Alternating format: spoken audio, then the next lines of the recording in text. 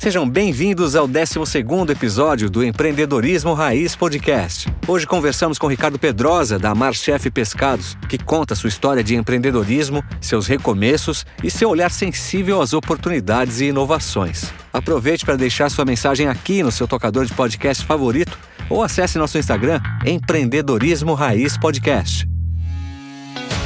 Comportamento, liderança, mercado, vendas, finanças. Um papo reto com quem faz e tem resultados. Empreendedorismo Raiz, o podcast onde a gente te entende. Com Paulo Patovilla, Ricardo Pesati e seus convidados.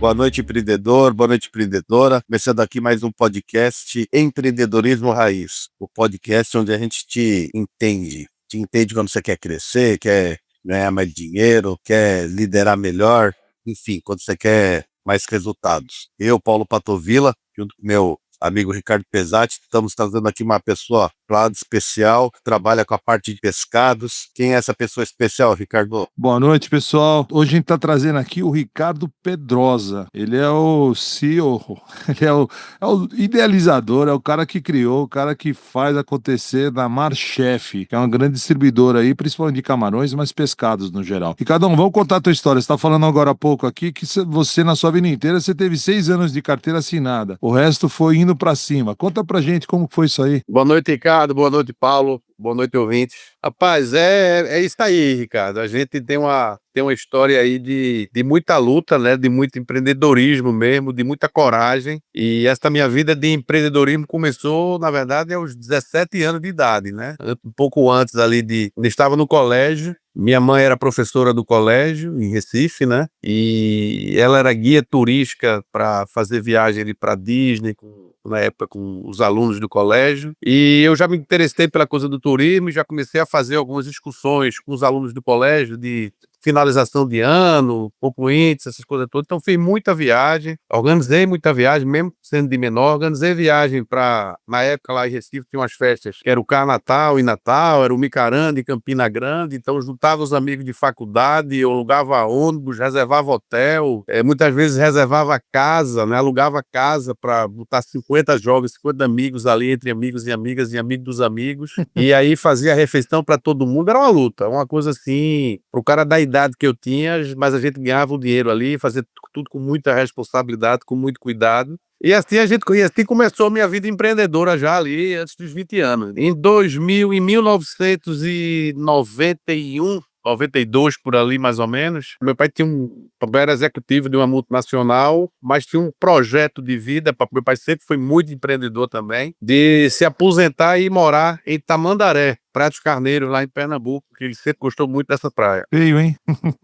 E na época era uma vila, era muito pequena, muito atrasado ainda, um pouco distante, não tinha acesso de asfalto à cidade, enfim. E na época ele construiu lá uma estrutura de um prédio para fazer um mini mercado lá para ele, um mercado, porque ele queria se aposentar e um dia ir morar lá e cuidar desse mercado que ele queria, para não se aposentar e ficar parado. Por volta ali dessas 90, 91, como eu te falei, meu pai teve um infarto. Papai teve um problema de saúde, não morreu, só veio morrer quase 30 anos depois. Ele faleceu tem uns 7 anos. E aí, sou o filho mais novo dos meus mais dois irmãos que eu tenho, mas ainda assim, eu tomei a frente e disse, a gente não pode ir mais para Tamandaré. Eu ali tinha 21 anos de idade, 20, 21. Meu pai era o principal provedor da casa, e eu disse, a gente não pode ir mais para Tamandaré só para fazer farra, vamos aproveitar aquele prédio que está lá e vamos criar uma infraestrutura para a gente ganhar dinheiro, vamos tentar fazer alguma coisa. Então terminei,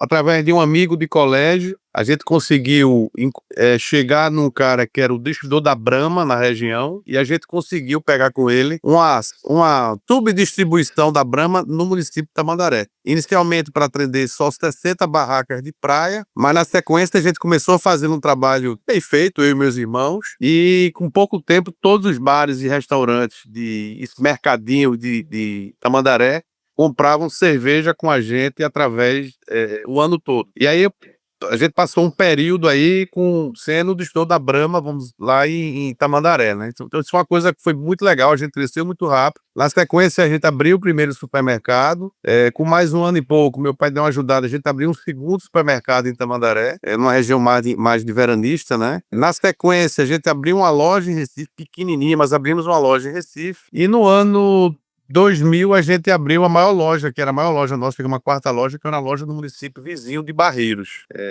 E dentro da família, eu fiquei responsável por ir tomar conta dessa principal loja, vamos dizer, da família, vamos dizer assim. Abrimos a loja em maio do ano 2000, eu e minha esposa à frente, que sempre esteve comigo. Só que em agosto do mesmo ano, faltava 3 meses após que a gente tinha aberto a loja, nós sofremos uma inundação na cidade muito grande e nós perdemos tudo. Na ocasião, a gente perdemos tudo, literalmente. Eu e meu outro irmão, Júnior, saímos da loja nadando dentro da lama, porque tentando ficar até o final para tentar salvar alguma coisa, enfim. Saímos nadando da loja, dormimos na rua à noite, que não tinha para onde ir.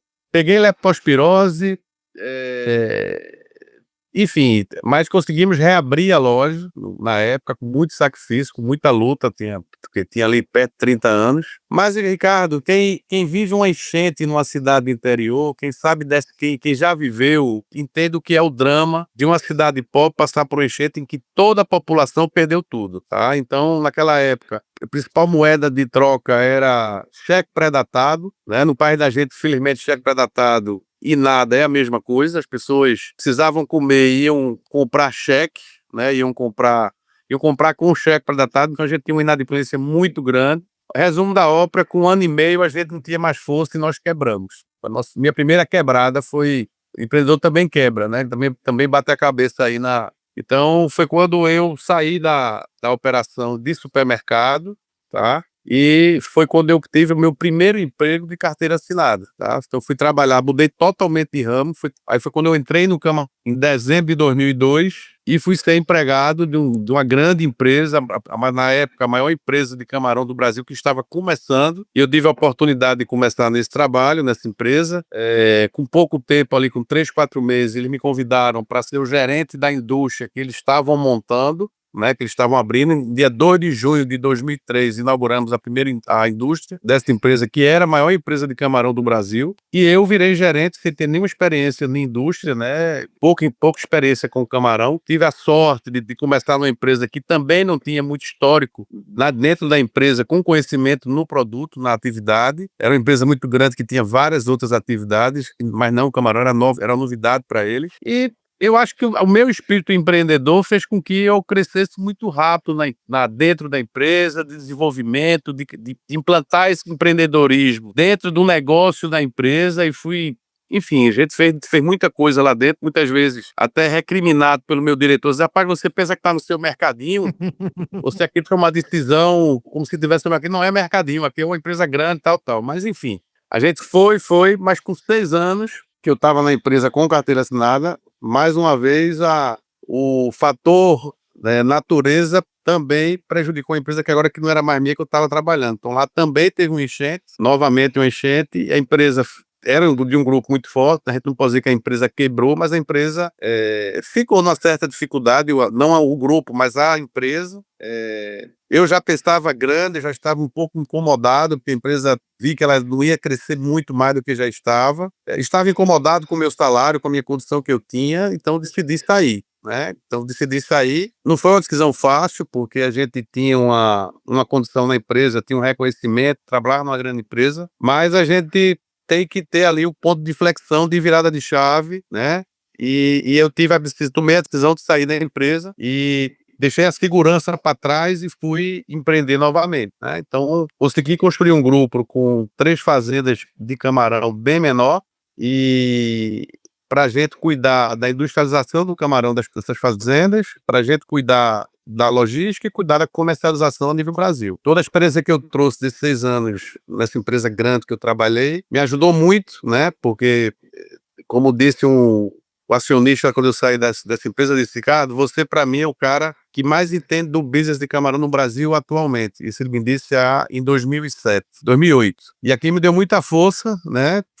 Eu sou muito grato a essa pessoa, porque ele me deu na mão na hora que eu precisei, E na hora que eu tomei a decisão de sair da empresa dele, ele também me deu a mão. Então é um cara que eu tenho uma estima muito grande por ele e uma gratidão também, tá? Então hoje eu estou na posição que estou e construí tanta coisa que nós conseguimos construir, eu devo em parte à oportunidade que foi dada. Então a gente montou essa operação em 2009, quando eu saí lá da primeira empresa minha de camarão. Construímos uma operação com 3 fazendas médias, né? E seguimos, fomos crescendo. Na sequência, já no segundo mês, essa empresa me chamou para fazer o comercial para eles também. Então, assim, eu saí, eu deixei de ser funcionário e depois eu passei a ser um terceirizado cuidando do comercial deles também, já no segundo mês. Então, isso foi muito bom para mim, porque ele era uma grande empresa, né? A gente começou a fazer um trabalho com ele, fiquei mais 6 anos trabalhando com eles. Nesse meio tempo, a gente trouxe uma segunda empresa, eu digo que são as coisas de Deus. Encontrei com o dono de uma segunda empresa, né, que eu trabalhei por mais 14 anos, que nós começamos um trabalho lá com ele, botei com um cara no aeroporto de Congonhas, tinha nada a ver, depois a gente foi para Floripa, para Navegantes no mesmo voo, no dia a gente se encontrou numa empresa do cliente e a gente almoçou junto, eu fui convidado para fazer um comercial deles também, e a gente seguiu junto aí por 14 anos, tá?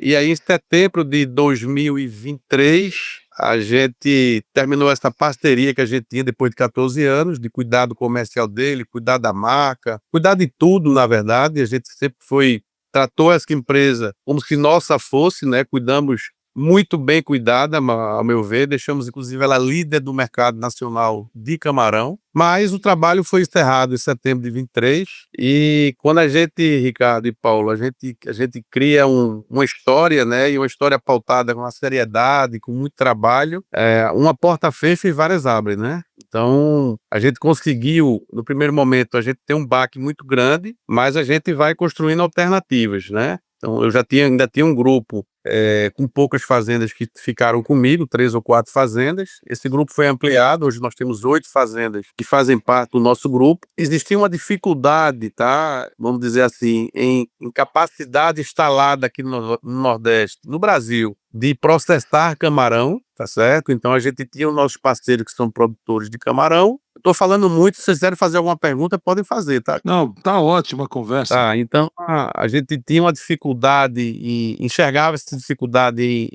em processar camarão, se não as poucas indústrias que teriam disponibilidade, e a gente pensando grande, né? Então a gente disse, a gente já vendeu um volume X de toneladas e a gente quer voltar a fazer isso, ou quem sabe mais. Então a gente precisa ter uma indústria que faça esse volume e hoje não tem no mercado. Então uma pessoa que eu conheço há muitos anos, que é dona de uma indústria aqui em Itarema, estou até aqui agora no Ceará, me convidou para dizer, então minha indústria tá parada, a gente pode dar uma organizada nela, deixar tudo funcionando e vocês topam a indústria aí. Já me pediram para fazer isso, mas com você eu confio, acredito no seu potencial e a gente tá junto aqui para fazer isso acontecer. Então daí surgiu a ideia, né, que a gente faz um ano agora, dia 30 de abril do ano passado, nós inauguramos a indústria Machef aqui no Ceará. Tá certo? Hoje a gente emprega aí perto de 150 pessoas aqui na indústria e ainda nesse meio do caminho surgiu a oportunidade de nós arrendarmos uma indústria lá em Santa Catarina, né? Então, há um ano e meio atrás eu achava que ser sócio na indústria era uma loucura e a gente achou logo 2, né? Terminamos assumindo também uma indústria lá em Santa Catarina, uma oportunidade que apareceu, a gente achou que era muito boa a oportunidade, estamos lá tocando essa empresa também, a empresa está indo bem também, tá? São produtos inovadores, a gente está com um bom trabalho sendo feito lá e com um bom horizonte também para a indústria de lá. A Machef é uma empresa que você é uma empresa nova, tem um ano só a marca, né? A marca é nossa, com mais 2 sócios. Nós criamos a marca e aí estamos trazendo toda a nossa experiência de inovação, de embalagem diferente, né? A gente lançou um camarão com um sachê de tempero que nenhuma outra empresa tem. Lançamos agora um camarãozinho empanado num saquinho de 150 gramas. Enfim, a gente tem algumas novidades aí, algumas coisas que disruptivas, como sempre foi a marca da gente fazer, né? Nós foi que lançamos o primeiro camarão em 200 gramas para atender o pequeno e médio varejo, né? E atender a camada da população mais humilde. A gente lançou isso lá em 2012, ninguém tinha isso no mercado. Então é isso, então a gente vem aí acreditando sempre, né? Com muita resiliência, com muita força e estamos muito animados, apesar de todas as dificuldades de um recomeço, não é fácil recomeçar. mas estamos bastante confiantes e animados para os próximos anos. Nossa, parabéns, cara. Sensacional. Você está falando aqui, eu tô vendo essa trajetória, né? E uma coisa, Ricardo, que eu não tenho como não ver é a prática do comportamento empreendedor, né? Então, assim, quando você fala assim lá no começo, né? Poxa, eu fui lá eu fui lá morar em Tamandaré, a gente começou lá com uma pequena distribuição da Brahma, mas nós fizemos um trabalho bem feito. E aí, logo a seguir, a gente já estava fornecendo não só para aquelas barracas, mas para os comércios também da região. Então, olha a importância, né, de pegar uma oportunidade, como você pegou ali, enxergar uma oportunidade, mas fazer um trabalho bem feito. O que você poderia dar de dica, ô Pedrosa, para nosso empreendedor que está acompanhando aqui, né? Que você poderia dar de dica desse trabalho bem feito?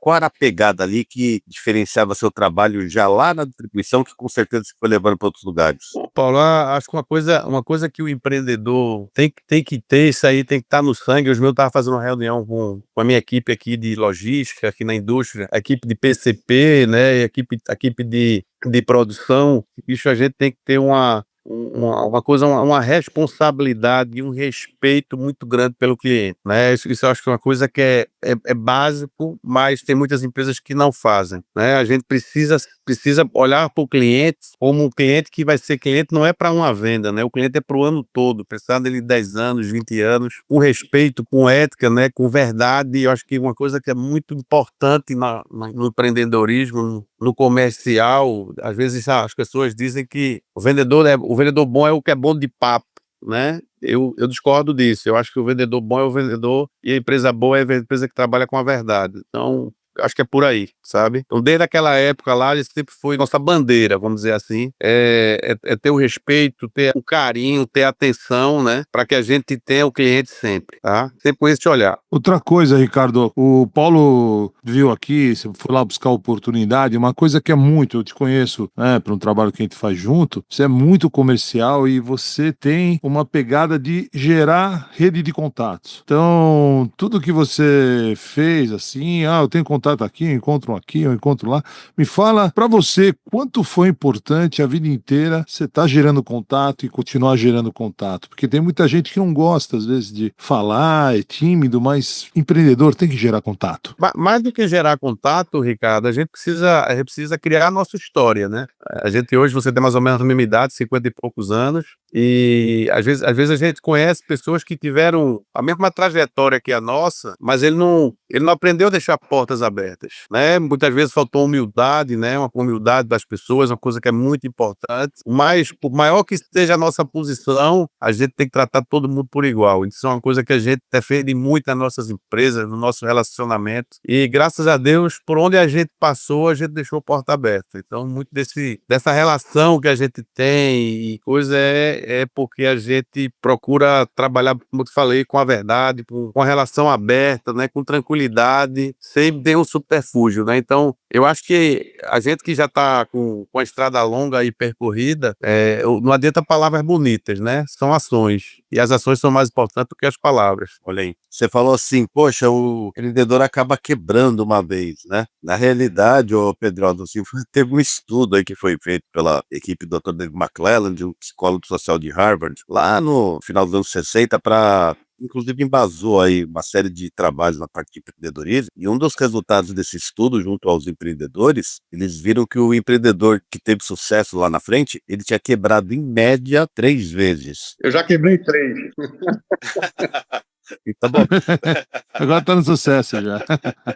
a média era 3, né? Daí quando você fala assim, o empreendedor tem que quebrar pelo menos uma vez, isso aí né, é 3, olha que beleza, então você já tá na média, né?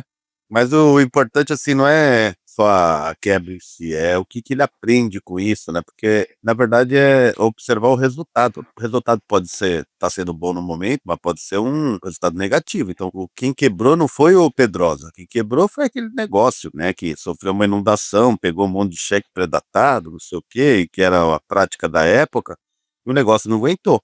Mas se eu saio da dificuldade, achando que só foi responsabilidade minha, sem aprender nada, eu não consigo recomeçar, né? E você pegou uma nova oportunidade, teve a humildade de ir lá, ser na carteira e começar. e aproveitou de novo a oportunidade dentro do camarão, né? E como é que foi esse novo recomeço aí no camarão? Uma coisa que você falou assim, eu sempre pensei grande. Eu olho assim e falo, poxa, se eu já vendi aquela tanto de tonelada, eu quero aumentar. Como é que é isso daí no negócio? Ainda tá com essa pegada? O empreendedor, Paulo, o empreendedor ele é um otimista por natureza, né? A gente tá sempre olhando lá na frente, né? Então, assim, eu sou um cara que sou um entusiasta do setor, né, da atividade. E por que isso, Paulo? Eu costumo dizer o seguinte, trabalhar com camarão é uma alegria, porque a gente está falando de um produto que eu diria que 90% ou mais das pessoas amam camarão, tá certo? Eu tô nessa parte. Pronto. Eu tô Também. nessa estatística. Então, assim, você trabalhar com um produto que é uma unanimidade praticamente, isso torna as coisas, entre aspas, mais fáceis. Concorda comigo? É uma boa. E aí a gente tem uma outra situação que é o seguinte: historicamente, nós que somos 50 AP aí, a gente vai lembrar que camarão no passado era só camarão do mar, né? Então era um camarão lá extrativo, que você ia lá no barco, pescava, e aí você tinha os camarão, aqueles bitolão lá, os camarões rosas grandes, que sempre foram muito caros, ou aqueles camarãozinhos ali, sete barbas, que muitas vezes não tinha qualidade, tinha um cheiro muito forte, sempre teve muita água. Então, na verdade, quando a gente vem para que praticamente o crescimento da produção de camarão no Brasil foi a partir do ano 2000, 2001 ali, até 2002, o auge foi ali, daquela época foi 2003. E por que isso? Porque vinha de um problema de uma doença no Equador, que à época era o maior produtor de camarão do mundo. Deu um vírus lá, a produção de camarão do Equador de um ano para outro, foi para 30% da produção, ou seja, se quebrou 70%. Então surgiu uma oportunidade de se produzir camarão no Brasil, que tem mais ou menos o mesmo clima aqui no Nordeste do Brasil, e se cresceu muito rápido. Depois vieram algumas doenças na atividade, problema de câmbio, se deixou de exportar camarão, né? No início, toda a produção de camarão do Brasil, 90% era exportado. E aí, como eu te falei, como um problema de câmbio, né? Problema que o mundo todo foi produzir camarão, a Ásia, que não produzia praticamente nada, passou a produzir muito camarão. E de maneira que o mercado internacional começou a ficar desinteressante. Então, eu fui um dos primeiros caras aí a cuidar do mercado interno. Então, eu estou cuidando de vender camarão no mercado interno, de desbravar o camarão no mercado interno desde 2003, vendendo camarão congelado no mercado interno. E quando a gente olha depois de 22 anos, eu estou com a mesma vontade, o mesmo tesão de quando eu estava lá em 2003. E hoje eu continuo enxergando tanta oportunidade, eu diria até mais oportunidades do que antes. Por quê? Porque a gente hoje tem mais conhecimento, a gente tem um produto que todo mundo acha que é caro, mas é um produto hoje muito competitivo. O camarão produzido em cativeiro permite isso, permite uma competitividade maior, sabe, Paulo? Então a gente tem hoje a nossa principal, vamos dizer assim, oportunidade que a gente tem nesse negócio é educação das pessoas, dos nossos clientes, dos nossos vendedores, da equipe de nossos clientes, para capacitar o cara do restaurante, levar conhecimento para o cara que muitas vezes não tem, para que a gente consiga vender mais. E isso tudo é muito possível. Então a gente hoje faz um esforço muito grande para fazer um produto de excelente qualidade como a gente faz, tá certo? E levar conhecimento para todo esse Brasil afora, que tem muito espaço para crescer ainda. E aí quando a gente olha para a atividade é uma atividade em crescimento, é uma atividade de transformação social aqui no Nordeste, tá? Eu lhe convido aí você, Ricardo, para vir visitar cidades aqui no interior do Nordeste, cidades que eram muito pobres, que não tinham emprego, tá certo? Não tinha oportunidade, principalmente para as mulheres. Mulher no Nordeste, no interior, não tem oportunidade de emprego. Eu vou lhe dar um dado que é muito interessante. Quando eu comecei nessa empresa lá em 2003 como gerente da indústria, a gente chegamos a ter 600 funcionários na indústria. Os primeiros 100, quem entrevistou fui eu, e quem contratou os primeiros 100 fui eu. Dessas 100 mulheres que a gente contratou iniciais, só 2 tinham carteira assinada. As outras 98 nunca tinham tido carteira assinada. Então, assim, foi uma revolução social. Assim, as mulheres, nessa cidade especial, que a gente chegou a ter 600 mulheres trabalhando de carteira assinada, com refeitório de excelente qualidade, com dignidade. Isso é uma coisa que foi uma transformação muito forte da comunidade, que mulher se separou de marido que antes só batia na esposa, porque o cara era o único provedor dentro de casa de dinheiro, enfim. Então, todo esse tudo que vem por trás do camarão aqui no Nordeste fascina muito a gente. Isso me fascina muito. A gente realmente, hoje a gente, como eu te falei aqui na indústria, hoje é só mulher praticamente trabalha com a gente, tem alguns homens mais trabalham mais forte, mas por trás também da indústria tem todas as fazendas que trabalham, né, com muita gente também, emprega muita gente. Então, é uma oportunidade que a gente tem de ajudar a transformar, de ajudar as pessoas, né, que é muito bacana. Eu sou apaixonado pelo empreendedorismo justamente por isso, porque é uma forma de transformação social. Ao empreender, ao ter resultado, ao ter esse olhar aí, sonhar grande, você está lá movimentando toda uma cidade, movimentando toda uma comunidade, fazendo as coisas acontecerem. Isso é uma coisa que não tem nada que possa revolucionar mais, na minha opinião, do que esse empreendedorismo acontecendo, né? E de uma forma saudável, né? Refeitório decente, uma condição de emprego boa, né? Isso daí faz toda a diferença para uma região, né, ô Pedrosa? Sim, sim, sim. Ainda mais vocês que certamente conhecem aqui o Nordeste, a gente sabe de toda a dificuldade, né? Então é muito bacana. Então, assim, o camarão ele tem muito, está crescendo muito aqui ainda. A gente tem um campo de crescimento no Brasil ainda muito forte, muito grande para crescer. Então a gente está bem animado com a atividade ainda. Ricardo, você falou aqui em competitividade, eu queria salientar aqui para quem está nos escutando aqui, quando a gente fala em competitividade, é como proteína mesmo. Hoje, as pessoas acostumam às vezes nem olhar na gôndola, em alguns lugares. Tem lugar que a gente sabe que ainda mantém uma margem absurda, mas tem muito lugar que já está trabalhando com uma margem normal, onde você vê que o preço do camarão, e não é aquele camarão pequenininho, não, o camarão médio ali, ele está muito próximo do bife, né, da carne de boi. Então você tem ali um camarão próximo do preço da picanha. E dá para fazer muita coisa diferente, né? Você fala, pô, vou comprar 1 quilo de picanha, vou comprar 2 quilos de picanha ou comprar 1 quilo de picanha e um de camarão e fazer um dia picanha e outro dia camarão. E dá para pensar nisso hoje. Eu acompanho toda a história da MasterChef. Eu tenho uma história com o camarão um pouco grande também. Lá em 2003, Ricardo, quando eu morava no Nordeste, eu fiz um MBA de marketing. E aí, na hora de fazer o TCC, lá, o trabalho de conclusão de curso, eu fiz com uma amiga que é a Joana Braga, e ela era gerente da Nutron, que era uma empresa de complementação de ração animal. E aí, para simplificar a nossa vida ali, a gente fez sobre carcinocultura. Meu TCC de formação na curso de marketing foi em carcinocultura de camarão, né? Criação de camarão na época. Foi um trabalho bem interessante. Eu não tinha a menor ideia naquela época, mas eu entrei com ela usando tudo que a gente tinha aprendido ali no curso, né? Para estruturar o projeto, ficou bem bacana. Né? Isso lá em 2003 para 2004. Né? Então, já nessa época que você estava falando, que era o boom, né, do camarão, ele crescendo pra caramba ali em toda a região do Nordeste. E é bonito isso que você falou, que você quer crescer, a melhor forma de crescer é levar quem tá com você crescendo também. Quando a gente cresce junto, esse crescimento é muito mais sustentável. É bem bacana, é bonito e, como você disse no início também, você constrói a sua história, você deixa um legado, não é só você. Sim. É você e tudo que você construiu. Isso é maravilhoso. Pedrosa, nós tivemos aqui no último podcast uma pessoa sensacional, o Marcelo Pimenta, e ele é um cara assim que conhece tudo de inovação, dá aula na SPM, ele trabalha agora, está trabalhando com inteligência artificial também, também é um apaixonado pelo empreendedorismo, e o Pimenta estava falando aí de inovação, e você citou o termo inovação, né, colocando coisas agora no sachê de tempero, não sei o quê. Conta um pouquinho para o nosso empreendedor raiz que está acompanhando, algum caso, Ricardo, alguma situação onde a inovação acabou gerando um diferencial que valeu a pena ter inovado. Como eu te falei, Paulo, uma das coisas que eu acho que é muito legal de inovação são duas coisas que são muito interessantes. Uma é que muitas vezes a inovação que a gente vem fazer no negócio da gente aqui na nossa cidade ou no nosso estado ou no nosso país, na verdade, muitas vezes a gente não inventou nada, a gente observou em algum lugar do mundo, ou na internet, ou enfim, alguma coisa que não tenha no mercado ainda, mas que alguém já está fazendo em algum outro local. Então, eu sempre fui um cara muito de ir a feiras fora do país, do nosso segmento, tá?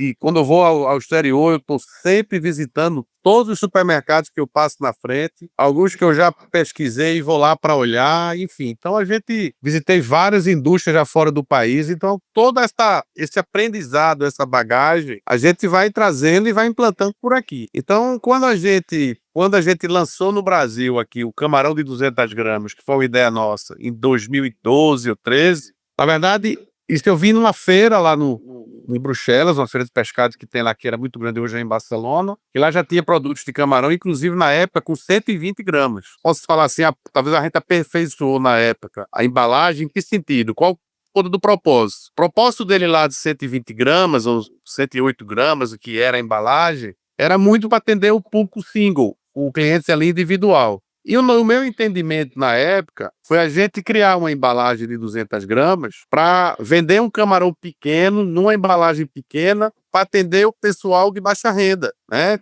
A gente falou há pouco que 90% das pessoas amam camarão. E quando a gente vai para o supermercado e só tinha uma embalagem de menor que tinha, era 400 gramas, a gente deixou de fora o público mais pobre, que não tinha o dinheiro para pagar ali 400 gramas de camarão. Quando a gente lançou 200 gramas, Paulo, foi um absurdo que a gente vendeu de camarão. Por quê? Porque a gente trouxe para a categoria o cliente que achava que aquele produto não pertencia a ele, né? Isso não me pertence, isso é para o rico, isso é para o meu patrão. E na hora que ele chegou num supermercado e encontrou um pacote de camarão mais barato, proporcionalmente, quando a gente fala o peso líquido, quilo a quilo, o camarão chegou em alguns supermercados, está mais barato do que uma lata de sardinha, do que uma sardinha em lata, mais barato que um pacote de salgadinho da Elma Chips ou similar, o cara levou o camarão para casa. E aí, na hora que ele levou para casa e teve a experiência de comer um produto de qualidade, porque o produto da gente é congelado fresco, um produto que não tem odor, enfim. Então, ele passou a ser cliente de um produto que até então ele não comprava. Então, assim, foi uma coisa que foi um sucesso muito grande. Não precisa dizer que todos os concorrentes imitaram, né? Para todos, como seguiram um pouco tempo, estava todo mundo fazendo o mesmo produto, mas nós passamos ali 2, 3 anos, acho que até 4 anos, exclusivo praticamente com esse produto, que alguns ainda não acreditavam na venda. Mas o sucesso ele vai sendo copiado, não tem jeito. É a força da inovação, né, que faz a diferença, né? E empreendedor, ele acaba expandindo para novas áreas, produtos ou serviços. Tá? Você colocou algum outro tipo de pescado ou tá só no camarão? Como é que é isso? A gente lá nessa indústria de Santa Catarina, a gente vai lá uma linha de empanados, a gente já tem Maravilhoso. a gente tem polvo também já tem, né, lula, kit paella, já estamos diversificando sim, tá? A gente vê outras novidades aí que a gente vai inclusive participar agora da Feira da APAS, vamos estar lançando alguns produtos na APAS e não vamos parar por aí não, a gente vem com novidades aqui, eu não posso dizer ainda, né, mas tem algumas coisas que a gente está criando, estudando, né? Porque a gente tem uma visão muito forte, Paulo, que a gente tem uma população muito grande aí hoje que ainda não consome camarão com regularidade, porque ele não está tendo acesso a comprar um produto de qualidade por um preço justo. Eu não vou falar em preço barato, vou falar em preço justo. Então a gente tem que encontrar esse caminho e a gente está estudando esse caminho para que esse produto chegue para o cara que está ali comprando hoje uma picanha, como o Ricardo falou aí, pagando 120 pau no quilo uma picanha boa, R$130, tem picanha até de R$190 o quilo, e ele poderia estar comprando um camarão de excelente qualidade, um tamanho bom, também por esse preço,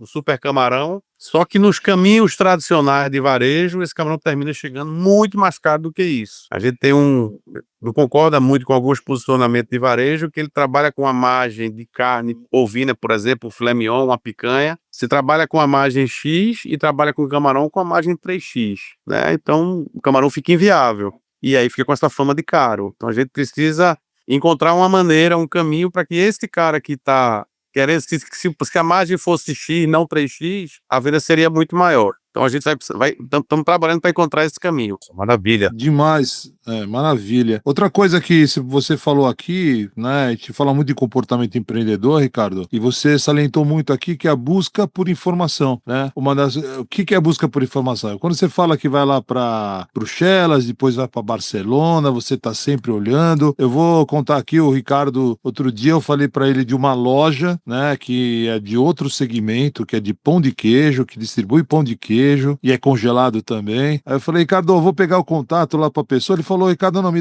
dá só o endereço. Aí eu falei, não, segunda-feira eu vou estar com a pessoa, eu converso com ela. Aí, não, eu vou amanhã lá. Daí quando eu falei com ele foi no dia seguinte, né? Não teve essa história de, vou depois. Eu dei o endereço e 24 horas depois estava lá o Ricardo lá, conhecendo a loja, vendo como que é a venda de pão de queijo congelado, né? Em breve a gente vai trazer também o pessoal do pão de queijo para conversar com a gente. E, assim, é uma busca por informação que chama atenção, né? Porque tendo a informação, tendo o que pode ajudar. Como ele mesmo disse, você não precisa inventar tudo. Se você estiver buscando a informação, você acha muita coisa boa para fazer e muitas vezes o que é legal, você melhora, né? Você pega aquela informação que tem ali, você dá uma melhorada nela e vira um novo produto, né? Foi o que o Pimenta falou pra gente na última reunião, né? Muito da inovação passa por melhorar aquilo que já existia. O Steve Jobs, ele não inventou o smartphone, o celular. O celular já existia, ele só melhorou, né? Criou o iPhone, que a gente sabe que virou isso aí depois. Né, Ricardo? Me fala um pouquinho sobre buscar informação, como é importante em toda a sua carreira isso aí, desde lá da Disney, desde das festas. Ricardo, na verdade, assim, eu acho que o empreendedor, ele não descansa, né? Ele não para nunca. A gente tá de domingo a domingo. Eu saio aí em São Paulo, né? Hoje eu moro em São Paulo faz 3 anos. Eu saio para andar, para dar minha caminhada que eu gosto muito e saio visitando todos os supermercados que estão no caminho, né? Então, vou à missa lá do Padre Marcelo, volto andando e aí eu passo no Açaí, passo não sei aonde, enfim. Então, a gente não para, a gente tá sempre antenado, tá sempre olhando, a gente viaja a lazer e minha esposa já sabe que todo supermercado que tiver eu vou visitar, né? Todo loja de pescado que tiver eu vou parar e vou visitar. Então, os restaurantes, a gente olhar os cardápios, ver comparativo de preço, ver o que tem, o que não tem, né? Bater foto de prato. Então, tudo que cerca o ambiente nosso, a gente tá todos os dias da semana olhando para isso. Todo lugar a gente tem alguma coisa para aprender. É por aí. Ô Pedrosa, você citou um certo momento que quando você teve lá a situação da inundação, você foi trabalhar na empresa de camarão, né? Aquela indústria que está se colocando. E que você, lá dentro, você olhava como se aquilo fosse seu. E você foi trabalhando lá, empreendendo, às vezes até o chefe chegava, menos, calma, não é assim, né? E tem muitas pessoas que estão ouvindo o podcast e estão numa situação de querer começar a empreender. E às vezes ela está dentro já de algum lugar como colaborador. Como que essa pessoa que está como colaborador está querendo fazer essa migração para empreender? Como que ela pode desenvolver o empreendedorismo dela como intraempreendedor? Que dica você daria? Eu tenho uma frasezinha que é o seguinte: escutei isso e gravei. Na ocasião, na época que eu queria dar esse salto, né? Porque eu achei que onde eu estava, e a posição que estava a empresa, depois de todos os fatores que eu ouvi, eu ia ficar um pouco estacionado e eu queria voar, eu queria chegar mais longe, queria crescer e ver a oportunidade do crescimento. A gente tem que. Não dá para tomar uma decisão de cabeça quente, né? Dizer, tô empreendendo aqui, tô gostando da atividade.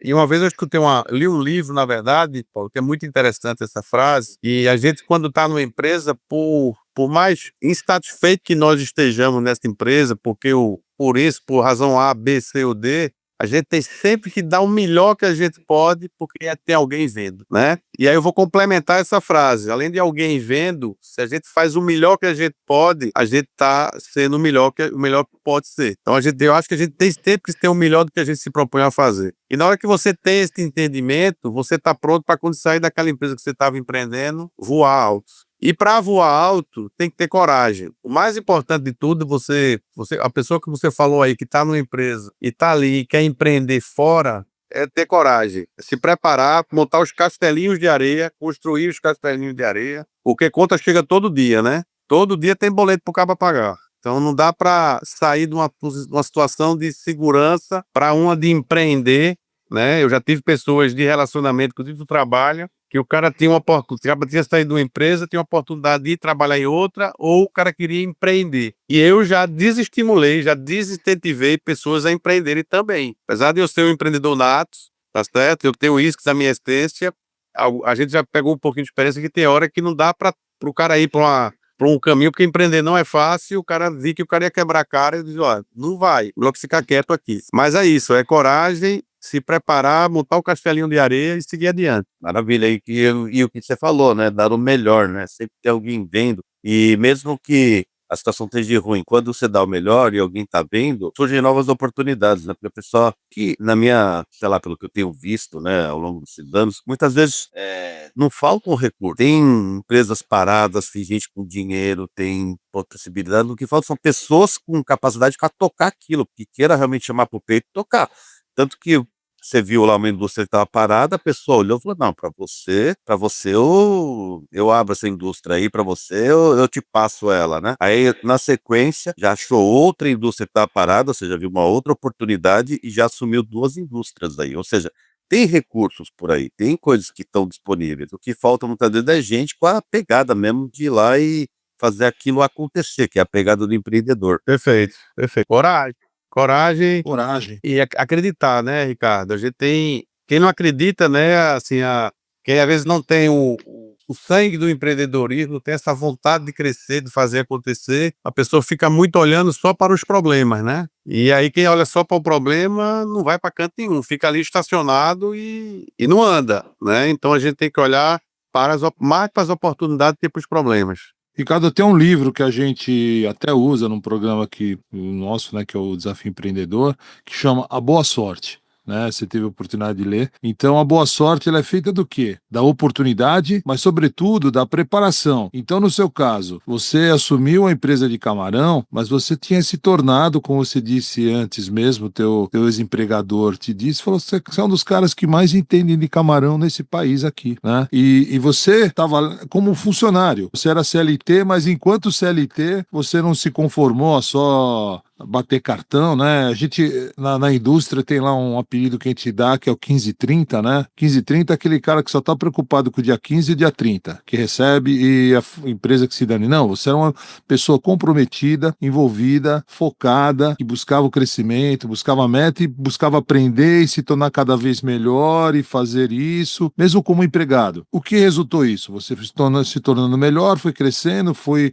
se desenvolvendo, você, né? Você se desenvolveu. A empresa que você estava se desenvolveu muito, cresceu, ganhou dinheiro, enfim, mas você se desenvolveu, né? Enquanto ainda é CLT, mas isso te tornou possível no momento que apareceu uma oportunidade, você, não é só coragem, a gente brinca aqui, às vezes fala, não, precisa ter coragem. Aí o cara que tá em casa, fala, não, corajoso eu sou. Eu falei, tá bom, mas tem que ser coragem e saber o que tá fazendo, né? Você tinha coragem e entendia bastante do negócio de camarão, né? Se alguém te chamasse e falar, pô, vamos abrir ali uma montadora de bicicleta, você ia falar, cara, eu sou corajoso, mas não entendo nada de bicicleta. O que eu vou ter que aprender aqui não vai dar tempo de fazer o negócio rodar. Camarão amanhã eu já tô fazendo, eu já sei, eu tenho os contatos, eu tenho rede, sei para que vender, sei como é, sei como não é. Então, bora, vamos fazer. Então, pensar em quanto você se preparou, Ricardo. Conta pra gente agora, olhando pra sua história, o quanto você focou em se preparar e não é pensando em virar empresário, é se preparar porque tinha que se preparar mesmo. Na verdade, Ricardo, a preparação é dos anos de estrada, né? Então, a gente quando fala eu comecei na operação, quando entrei na operação lá em dezembro de 2002, eu entrei com a finalidade na empresa, que era uma atividade que seria ser um gerente de negócio, esse era o meu cartão de visita, né? E qual era a finalidade disso? A empresa montou uma indústria que teria uma capacidade de processamento que era maior do que a capacidade instalada de produção na fazenda deles. Então, tinha um gap aí, tinha uma diferença que a gente, teoricamente, iria comprar camarão em fazendas de terceiros para fazer a exportação. Então, eu entrei com essa premissa, com essa finalidade. Na época, meu diretor disse assim, Pedrosa, vai-te embora para a rua e onde tiver evento, eu morava em Recife na época, fui morar em Natal, onde tiver evento de camarão, qualquer negócio, eu vi, tem negócio de camarão, você vá para lá para você ter que começar a respirar camarão. Até hoje, como ele falou essa expressão. Vai conhecer as pessoas, vai aprender, enfim. E assim eu fui. Com 3 meses que eu estava na empresa, o diretor me chamou junto com o acionista e disse, a gente quer tirar provisoriamente você dessa atividade e a gente quer que você assuma a gerência da indústria, porque você é um cara que passou 3 meses agora aí cuidando da indústria, a gente tem uma oportunidade, tem uma opção de contratar um medalhão do mercado ou a gente quer apostar em você. E ali eu disse, não, eu topo. Tá? Não tinha nenhuma experiência de indústria, mas eu encarei como uma oportunidade de aprendizado e aí dia 2 de junho, a gente fui ser o gerente da maior indústria de camarão do Brasil, né? Pouco mais de um ano depois, eu acho que a gente bateu o recorde na época, porque esse recorde durou por muitos anos. A gente fez mais de 1.000 toneladas de camarão em um mês, que nós recebemos na indústria. E a gente sempre ali, viajei para Equador para conhecer a indústria, que na época o Equador era uma grande referência de camarão, como hoje voltou a ser. E era uma empresa muito grande, que deu muita oportunidade de a gente aprender, e fui aprendendo na marra mesmo. Depois a empresa teve problemas de produção, a gente propôs a gente comprar camarão de terceiros para botar camarão na indústria. Então fui comprar camarão, fui fazer despesca. Então foi muita luta e muito aprendizado no campo, né? Depois a gente, nesse meio do caminho, a gente cuidava já do comercial do mercado interno, né? Mas o grande volume inicialmente era de exportação, como eu falei. Só que com as mudanças de câmbio, mudança de produção no mundo todo, essa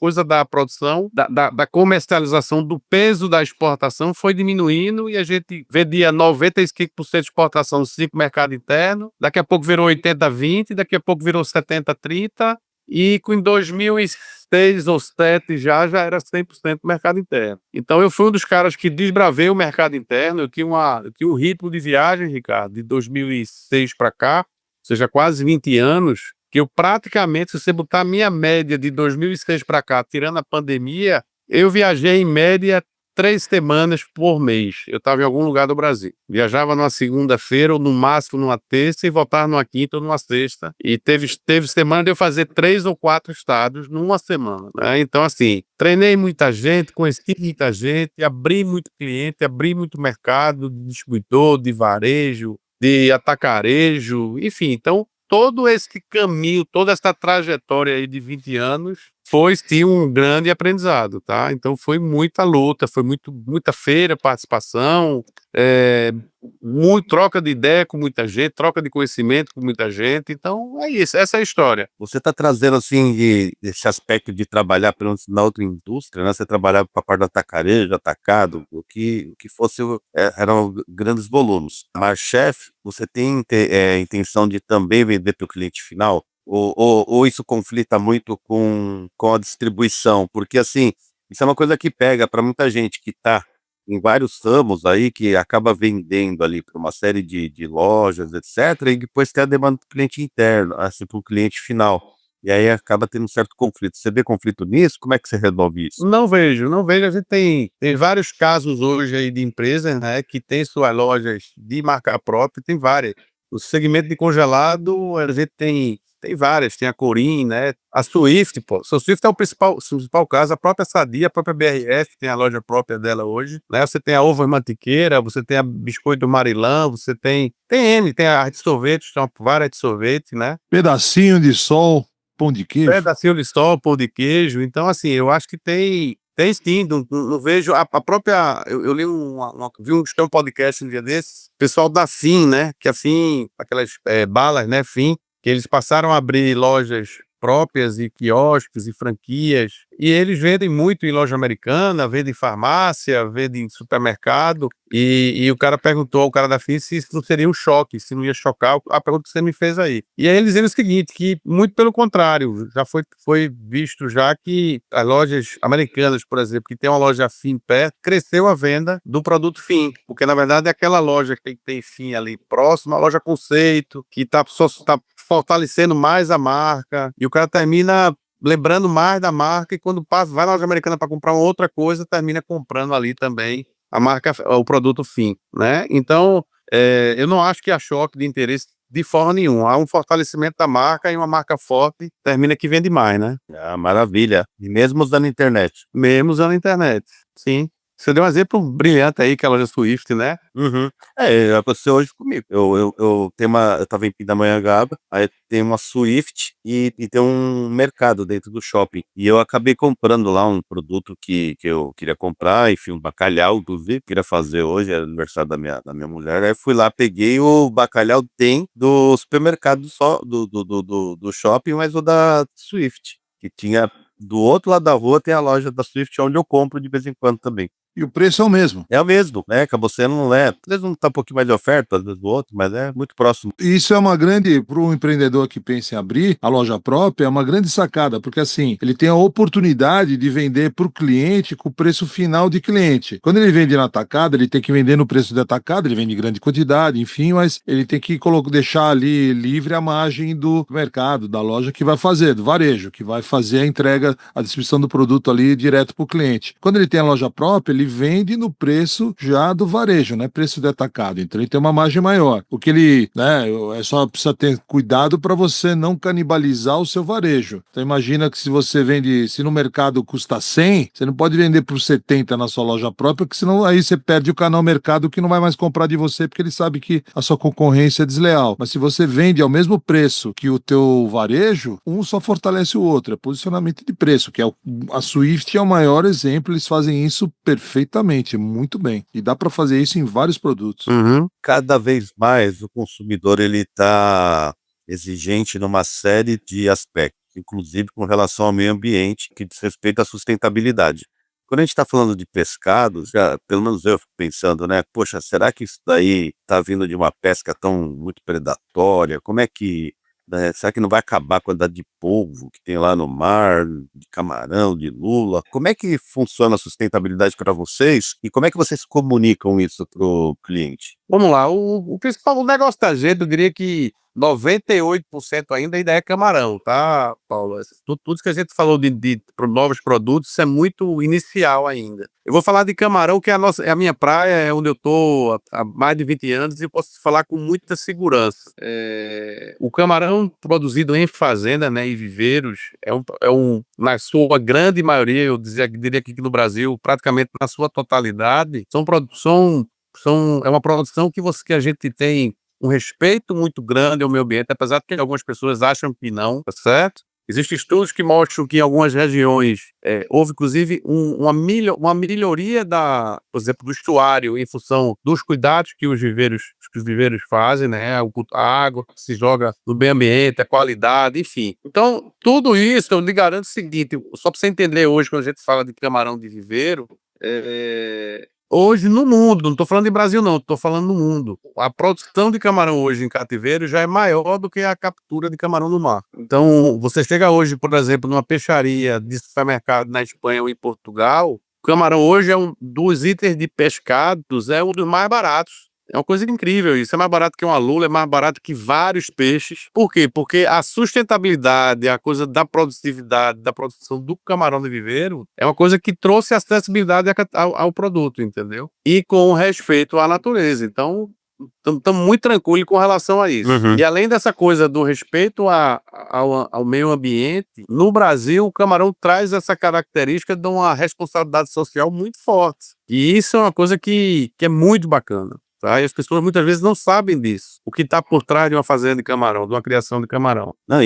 o que você contou da melhoria social naquela cidade, dessa mão de obra envolvida, é sensacional. Isso acho que seria um ponto bacana de ser bem comunicado, viu, Pedrosa? Porque isso vale a pena comunicar, porque faz toda a diferença, né? Sim. A gente hoje tem colocado isso, sim, como um diferencial, como uma coisa realmente importante para a atividade da gente, sabe?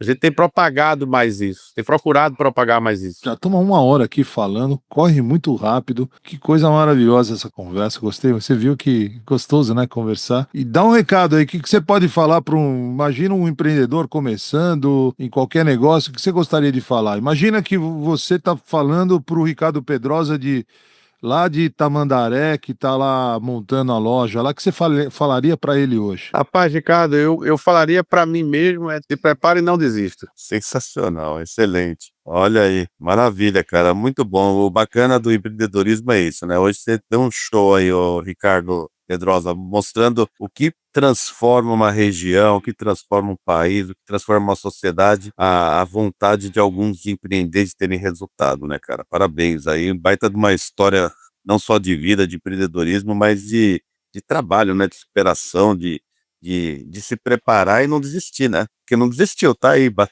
aí, tá aí. firme e forte, né? Estamos com a vontade e com a garra aqui de quem tem 18 anos. Sim. Agora essa conversa deu vontade de comer camarão. Putz, grila. Aqui, né, Você foi comentando. comprar bacalhau, pô, era pra ter comprado camarão. Já me arrependi. Mas dá pra fazer bacalhau com camarão. É, verdade. Dá pra fazer Camarão ali, vai bem com tudo. dá pra fazer ali um bacalhau e um molho de camarão ali em cima, deve ficar maravilhoso. Se ninguém faz, eu faço, né? A gente faz aí, a gente inventa as receitas e ficam maravilhosas. Que legal, cara. E uma coisa legal, Paulo, é que hoje eu tenho meu filho, né, o Rafael, que tem 27 anos, e minha filha Camila, que tem 24, os dois estão comigo, já estão na luta e entendendo e aprendendo e tô na mesma estrada. E são maravilhosos. Então, isso é muito bom, né? Minha esposa também sempre teve ao meu lado, né? Desde a época do mercado lá comigo e enfim. Então, isso é muito, muito gratificante também, a gente ter todo mundo junto. E olha que legal, né? Eu vi uma frase hoje, inclusive, né? Que o exemplo não é o melhor jeito de influenciar as pessoas, é o único Perfeito. jeito. E aí, filho de peixe, peixinho é, né? Então pegaram o gosto pelo empreendedorismo aí, pelo exemplo do pai. É isso Paulo, aí.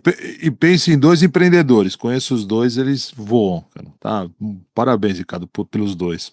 Estão no caminho, estão Estão no caminho. voando, já estão voando já. Maravilha, meu amigo. Obrigado, viu? Obrigado mesmo. Que satisfação. Obrigado pela história. Um abraço, obrigado pela oportunidade também aí de igual, da mesma forma. Obrigado. Até mais. Um grande abraço aí pro nosso ouvinte. Você ouviu Empreendedorismo Raiz, o podcast onde a gente te entende. Siga-nos agora nas redes sociais. Empreendedorismo Raiz Podcast.